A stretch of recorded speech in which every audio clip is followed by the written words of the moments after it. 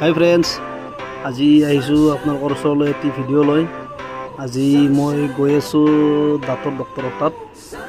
আগতে এদিন গৈছিলোঁ, আপোনালোকক দেখুৱাইছিলোঁ। আজিও যাব ওলাইছোঁ, আজি অকলে স্কুটি লৈ ওলাইছোঁ। যিহেতু ডক্টৰে কৈছিল 3-4 দিনমান যাব লাগিব।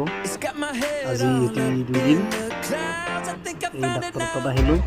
ডাক্তৰে মানে বেজি দি কিনে মোক বহাই থৈ দিছে। বেলেগ পেচেণ্ট চাই আছে, বেজিত কিবা সময় লাগে, বেজি দিছে দাঁতৰ কিবা কৰিছে মোক কিনে আৰু মোক খুৱাই থৈ দিছে ইয়াত। মই আৰু বোলো আৰু অকণমান ভিডিঅ' বনাই দিওঁ, আপোনালোককো দেখুৱাই দিওঁ।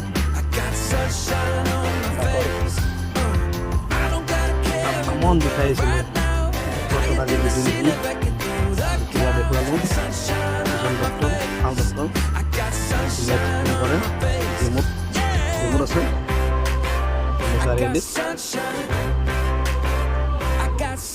ডক্টৰ তাত মই বহি আছোঁ, বহি মানে শুই আছোঁ। ভালো লাগে, বেলেগ পেচেণ্ট চাই আছে।